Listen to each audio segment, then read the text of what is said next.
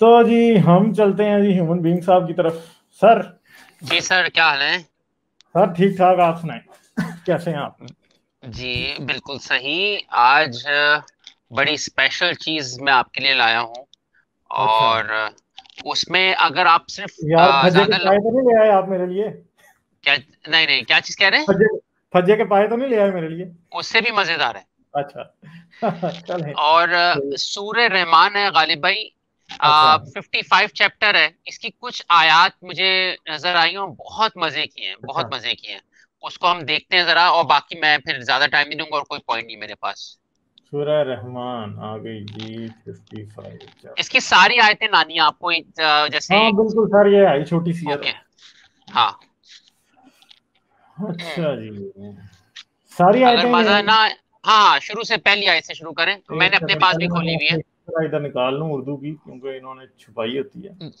मैंने तो देख रहा हूँ कुरान उर्दू .org में बड़ा अच्छा लिखा हुआ है। मैंने कुरान.com से खोली है। ओके, जो नजर अच्छा आ जी, जाए सही। चलें जी पहली आयत पे आते हैं। मैं जरा इसको यानी स्क्रीन शेयर आपको ना करूँ। आयत नंबर डालना ना पड़े, खुद से चलता रहे, फ्लो चलना चाहिए इस चैप्टर के फ्लो लिए। चलेगा सर। देखें जी, अल रहमान ओके, चल रहा है, अल्लाह ओके। कुरान। अच्छा, इसके पहले मैं थोड़ी डिस्क्लेमर दे दूं कि अगर ये कुछ आयतें ऐसी हैं, अगर ना मजा आए तो पैसा वापस। ऑडियंस को अच्छा ना सवाद आया, पैसा वापस। और अच्छा। एक और चीज है कि ये इल्जाम लगाते हैं कि भाई तुम कुरान का मजाक ना उड़ाओ। ये ऐसी बात हो गई कि कोई मजाहिया बातें हो और हमसे कहा जाए हंसो मत। आपको हम्म। कोई कहा जाए यार उमर शरीफ का शो देखो या मूवर शेखर शो देखो और हंसना नहीं है, तो लेट्स सी। हाँ हाँ। अच्छा, मैं तर्जुमा पढ़ता हूँ उसको, कुछ आयतों को मैं एक्सप्लेन करता हूँ। देखें, पहला है, अच्छा ये सूरत के बारे में कहा जाता है, जो मुसलमान अपोलोजिस्ट कहते हैं कि ये सबसे शाहकार है। हाँ, ये इससे कुरान की क्योंकि इसमें खूबसूरत तरीन आयतें हैं। जी कि तुकस ज़बान और तुम किस किस हम्म, नेमतों को करोगे। हाँ। तो चलें बजाय, मैं आगे बढ़ता हूँ। पहला है तर्जुमा, मैं इसको स्टोरी की तरह लेके जाऊंगा। पहली आयत है अर रहमान, रहमान ही ने कुरान सिखाया, उसने इंसान को पैदा किया। ये मैं तर्जुमा पढ़ रहा हूँ। हम्म उसे बोलना सिखाया, सूरज और चांद एक हिसाब से चल रहे हैं। ये पांचवी आयत है। यहाँ हम्म। पे जमीन मिसिंग है। हाँ एक बात तो बिल्कुल यहाँ बिल्कुल हमने सर, एक बिल्कुल। साइंटिफिक, अब मैं तेजी से जाऊंगा, आप मुझे रोक सकते हैं और आप ऐड कर सकेंगे अगर आप चाहें, ठीक है? जमीन तो रुकी छठी, रुकी हुई है ना, ये कह रहा है असल में। हाँ इसमें जिक्र ऐड नहीं कर रहा, अल्लाह ताला भूल गया है। और कह अच्छा, रहा है वल नजमु वल शजरु यस्जुदानी, मतलब कि सूरज, सितारे और दरख्त जो है वो अल्लाह को सजदा करते हैं। हम्म हाँ मेरे पास तर्जुमा आ रहा है वह, और बेलें और दरख्त सजदा कर रहे हैं। अच्छा, हम्म। नेक्स्ट है, अच्छा ये सजदा कर रहे हैं बेले और दरख्त, 21वीं सदी में आपने माननी है बात तो मान लो भाई, कोई बात नहीं। हाँ अच्छा, सातवीं, और आसमान को उसी ने बुलंद कर दिया और तराजू कायम की। हाँ अरबी है वस्समा वफ़ावदअल मीज़ान, और हाँ। आसमान को उसी ने बुलंद कर दिया और तराजू कायम की। इसकी नेक्स्ट आयत है ताकि तुम तौलने में ज्यादती ना करो। अब एक अच्छा जी, सवाल है यहाँ पर। मतलब मुझे एक बात बताएं। हाँ चलें, जी, आप कर लें पहले मुझे एक ख्याल में सवाल है आपको गालिब मेरे भाई, जहन में एक ही बात आई एक होगी। सवाल है मुसलमान दोस्तों और काफिर दोस्तों के लिए। देखो, अल्लाह ताला एक आयत में क्या कह रहा है? आसमान को उसने बुलंद किया और तराजू कायम की, और हम्म। फिर नेक्स्ट में बोल रहा है तुम तोलो मत। यार ये रब्त दोनों में लिंक कैसे है कि एक आसमान की बात हो रही है, फिर नेक्स्ट बात कर रहा है अल्लाह ताला और तुम तोलने में ज्यादती ना करो। ये नहीं, दूसरी बात है कि ये कह रहा है कि और उसी ने आसमान को बुलंद किया और उसी ने तराजू कायम की। अब भाई, उसी ने तराजू कायम की, तराजू तो इंसान ने खुद बनाया, तरकड़ी है। मुझे बताएं कौन से अल्लाह ने तरकड़ी बनाई थी? तरकड़ी अगर अल्लाह ने बनाई थी तो काबे में रखते भाई। हैं, झूठ झूठ बोल रहा है इधर अल्लाह मियाँ। तो बंदे ने ऐसा बनाई तो है नहीं, वो बैलेंस की तराजू। बात कर रहा है, मे बी वो हाँ, ये कह रहा है कि बैलेंस किया जमीन आसमान को, मे बी नहीं तो उस। फिर आगे तोलने की बात क्यों कर रहा है? ये तो हाँ, तोलने वाली ओके ओके, तरकड़ी की ऑल बात राइट, कर रहा आई है। अपोलोजाइज, बात यू समझ आर रहे हैं? Right, you are right. ये वो वाला बैलेंस नहीं है सर। ये सॉरी तोलने वाली सॉरी, मैं तरकड़ी समझ है, गया। क्या है? हाँ तोलने हाँ, वाली आपने तरकड़ी करेक्ट, अल्लाह ने थैंक यू फॉर बनाई है, करेक्टिंग मी। अल्लाह के यानी पास। हाँ, हाँ हाँ, आपने नेक्स्ट बात से उसको पकड़ा है ना, उसका रेफरेंस है कि तुम, हाँ अच्छा हाँ। अच्छा, अब एक वही बात, अभी भाई आसमान की बात चल रही है, फिर साथ में आप तराजू कहाँ से ले आए? ये वो बात हो गई हाँ कि आप सोशियोलॉजी पढ़ा रहे हो और हाँ अचानक आप पढ़ाने लग जाओ साइंस बायोलॉजी पढ़ाने लग जाओ, दोनों अलग हाँ सब्जेक्ट्स हैं। एनीवेज आगे चलते हैं, और भी मजे की बात है। इंसाफ के साथ वजन ठीक रखो और तौल में कम ना दो। यानी देखें जी, अल्लाह मियां ने कैसी बेकार तकड़ी बनाई है कि लोग, कैसी बेकार तराजू बनाई है कि लोग उसमें खुद ही रद्दो बदल कर देते हैं। ठीक है, नीचे तोलने वाले के नीचे वो एक मैग्नेट चिपका देते हैं, वजन जो है फिर वो हो जाता है, उधर से कम हो जाता है। आजकल पाकिस्तान में पता है, फेसबुक पे बड़े आजकल लगा रहे हैं, जो डिजिटल स्केल है ना, डिजिटल स्केल, उसके ऊपर 1 किलो का पत्थर रखते हैं ना तो 960 ग्राम का निकलता है। बिल्कुल ये होगा बिल्कुल। 960, कहीं कहीं और 880 यूं करके। हाँ, ये माशरती बहुत बड़ा प्रॉब्लम है तो पाकिस्तान में, 70% से ज्यादा दुनिया ने वजन अब गलत बोला जाता मैं थोड़ी सिविलाइज जुबान इस्तेमाल करूंगा, दुनिया ने अल्लाह मियां की कायम की हुई तराजू की ऐसी की तैसी फेर दी है। ठीक है, कहने को इससे कोई बड़ा लफ्ज भी बोला जा सकता था, मगर है। अब जी मैं वो बोलूंगा नहीं, वरना जी। जारी बात है कि सेंसर करते हैं। अच्छा, अच्छा नेक्स्ट चलते हैं। अच्छा फिर 10वीं आयत है, और उसने खलकत के लिए जमीन को बिछा दिया। यहाँ पे भी हाँ ये जमीन को बिछाने से लेते हैं कि जमीन हाँ, चिपटी, हालांकि ऐसा नहीं है हम्म गालिब भाई, राइट। हम्म इसको भी हम्म, मुसलमान अपोलोजिस्ट नहीं क्लियर कर पाते हैं। आयत हाँ 11, इसमें मेवे, अच्छा अभी जमीन की बात हो रही है। अच्छा फिर इसमें मेवे और गुलाफों वाली खजूरें हैं। अच्छा ये देखें, ये अरब का रिलीजन है ना, तो यहाँ खजूरें दिख रही है अल्लाह ताला को। हाँ। कोई और फल बता देता, आम बता देता, कोई नहीं और तो फल आम का होता। तो अल्लाह, आम का रसूल अल्लाह को पता नहीं था ना। आम का अगर रसूल अल्लाह को पता ओ होता तो आम की तारीफें कुरान में जगह जगह लिखी होती। ठीक है, ये हम इंडिया और पाकिस्तान वाले थे, हिंदुस्तान वाले, उनको पता था आम का। रसूल अल्लाह तो उनको पता ही नहीं था। रसूल अल्लाह ने जिंदगी में, बदनसीब ने कभी खाया ही नहीं था आम। खाया होता तो जरूर कुरान में आम ही आम हर तरफ लिखे होने थे। सही। अच्छा नेक्स्ट आयत है, और भूसेदार अनाज और फूल खुशबूदार है। और फिर मशहूर ये आयत आती है, फबाइल रब्बिकुमा तुकज़्ज़िबान, और फिर तुम हाँ अपने रब की किस नेमत को झुटलाओगे। अभी देखिएगा तफरी क्या होगी आगे। नेक्स्ट आयत है, इसने इंसान को ठेकरी की तरह बचती हुई मिट्टी से पैदा हाँ किया। हाँ अगेन ये हाँ, एवोल्यूशन नहीं है, ये एवोल्यूशन हाँ, के अगेंस्ट बात हो रही है। हम्म और उसने जिनों को आग के शोले से पैदा किया। नेक्स्ट, और अपने रब की किस नेमतों को तुम झुटलाओगे। 17वीं आयत है, वो दोनों मशरिकों और मगरिबों का मालिक है। और दो मशरकें आगे, दो मगरबें, वो तेरी ऐसी की तैसी। It doesn't make any sense, we know हाँ, देयर आर 4 डायरेक्शंस। अच्छा हम्म, इसलिए आप कहते हैं ना कि फिर बुरा लगता है दोस्तों को कि कुरान लूली लंगड़ी किताब है। अब बताओ, ये इनकम्प्लीट चल रही है हर बात, इसलिए इसको हाँ तफसीरों में टोपियां कराई होंगी। अच्छा हाँ। खैर, अब मशरिक और मगरिब जुनूब अच्छा, की नहीं ये आया भाई। सुल्तान सलातीन पूछ रही हैं कि जिसको खजूर ना पसंद हो वो बेचारा क्या करे, वो छुआरे खाए जी। अच्छा। अच्छा यहाँ पे अल्लाह ताला कह रहा है वो दोनों मशरिकों और मगरिबों का। यहाँ जुनूब कहाँ चला गया हाँ भाई, वेयर हाँ इज द जुनूब। अच्छा हाँ नेक्स्ट, और फिर तुम अपने रब की किस नेमतों को झुटलाओगे। 9वीं आयत है, उसने 2 समंदर मिला दिए जो बाहम मिलते हैं। इस पे आप आई थिंक हारिस सुल्तान के साथ कर चुके हैं, स्ट्रीम में बात हाँ कर चुके हैं हाँ हाँ कि हाँ ये झूठ है। ये हाँ, दो एग्जैक्टली। समंदर हाँ, इसे बात अगर आप बोलना चाहें कुछ। नहीं, ये दो दो समंदरों के नाम मिलने वाली जो बात है ना, बेसिकली ये एक एक एंशंट मिथ है, जिसमें ये कहा जाता है कि कायनात जो पैदा हुई है वो प्राइमीवल केओस के वाटर्स के दरमियान पैदा हुई है। और जब कायनात खत्म होगी ना, तो वो केओस का पानी जो है ना, वो जो जमीन के समंदर का पानी है उसके साथ मिल जाएगा और कायनात खत्म हो जाएगी, जमीन खत्म हो जाएगी। ठीक है, तो खुदा ने अपनी ताकत से केओस के वाटर्स को और दुनिया के पानी को उससे मिलने से रोका हुआ है। ठीक है, ये बात है जिसकी तरफ ये इशारा करता है। और ये सब तकरीबन बेबीलोनियंस में, मेसोपोटामियंस में, ये सब जगहों पे मिलती है ये बात। हाँ इसके ठीक है, नेक्स्ट आयत है ना, इन दोनों में पर्दा है कि वो उससे तजावुज नहीं कर हाँ सकते, हाँ करते हैं तजावुज, वो हमें हाँ। नजर नहीं आ रहा होता 2 समंदर का।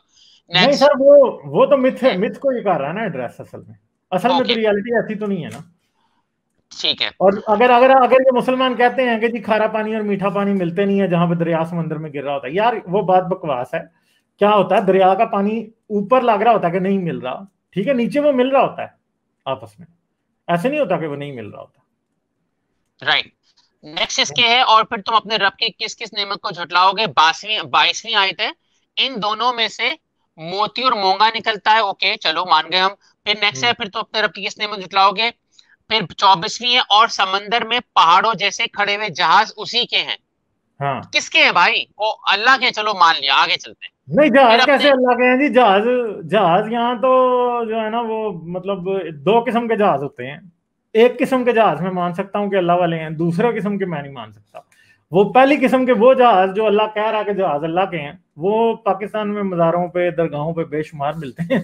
ठीक है। अच्छा। मगर दूसरे जो जहाज हैं लकड़ी वाले, वो तो इंसान ने बनाए हैं, एवं ही अल्लाह के खाते में डाल रहा है ये। सही सही। अच्छा, अब मैं फास्ट फॉरवर्ड करता हूँ, मैंने आयतें नोट की हुई थी।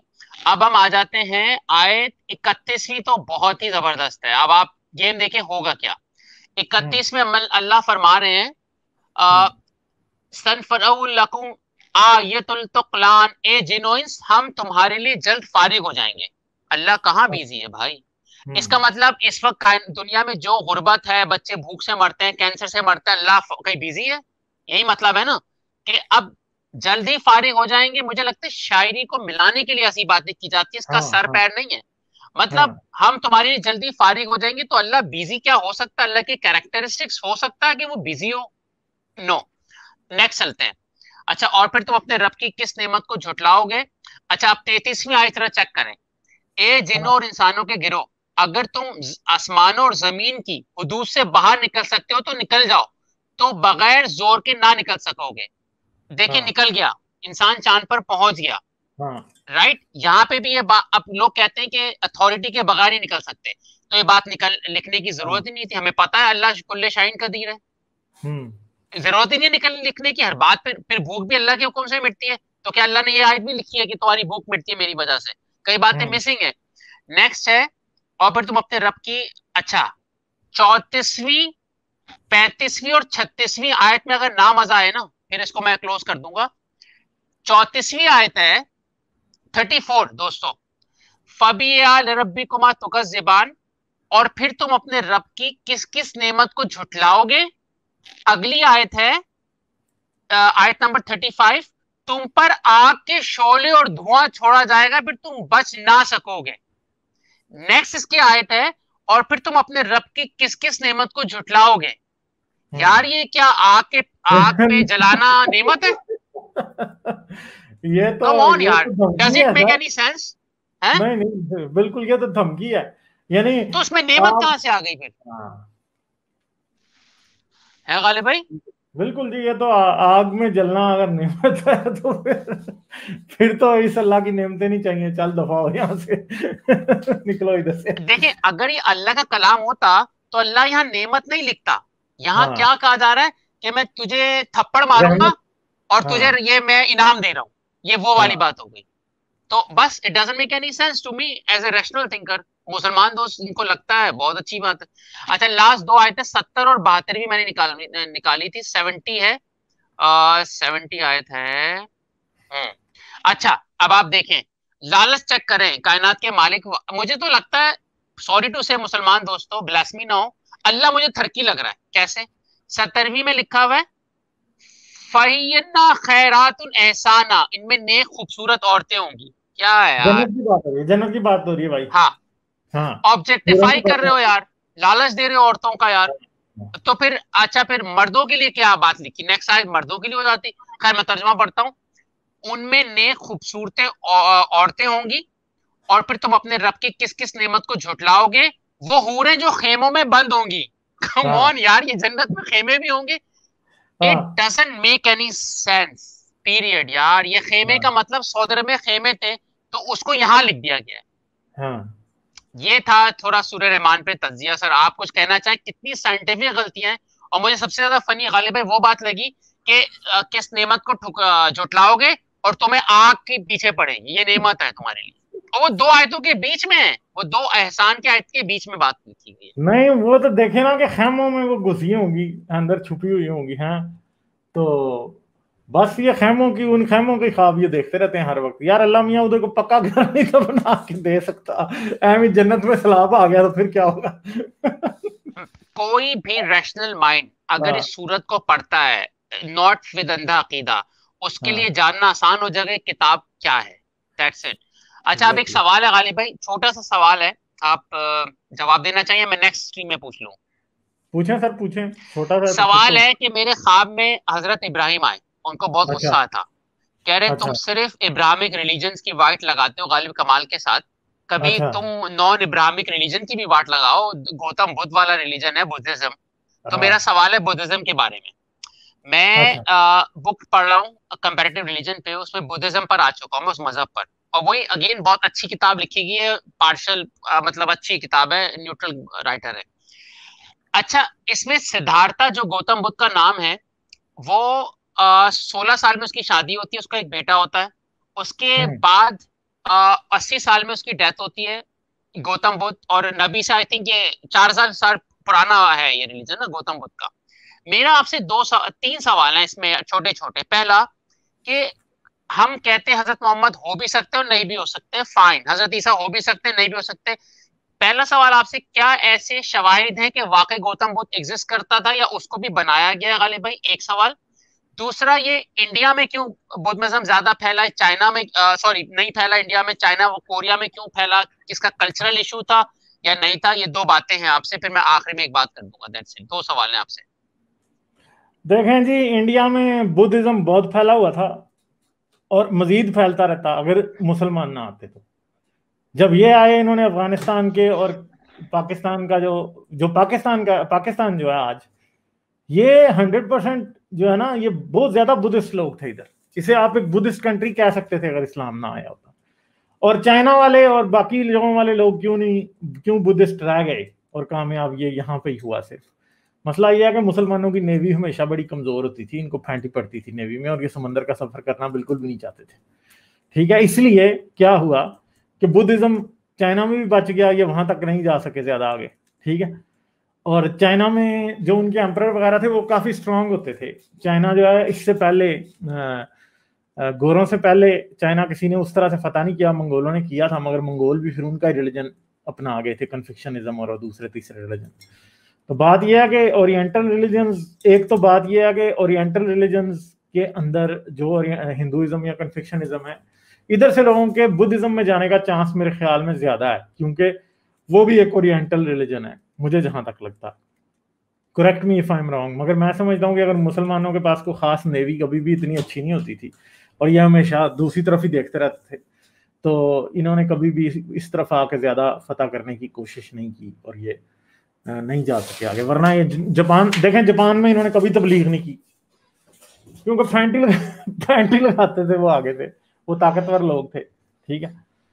तो अच्छा, इसमें मैं ये भी पढ़ा था गालिब भाई कि अब मैंने सर्च किया गूगल में कि बुद्धिज्म से पहले चाइनीज कौन सा रिलीजन फॉलो कर रहे थे। वो आई थिंक टोजम और कोकेशम हाँ का बड़ा मुश्किल वर्ड है, उसको कर रहे थे हाँ फॉलो। हाँ तो ये हाँ भी हो सकता है, खैर, कि वो सूट कर रहा है उनका वो रिलीजन।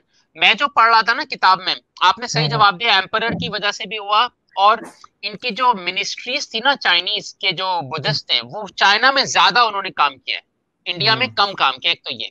अच्छा, एविडेंस की बात आ जाए, क्या ऐसे शवाहिद हैं गौतम बुद्ध की, इन्होंने बुद्ध तो बना दिया, क्या वाकई वो एग्जिस्ट करता होगा? वो भी ख्याली, ऐसा कोई एविडेंस है हमारे पास?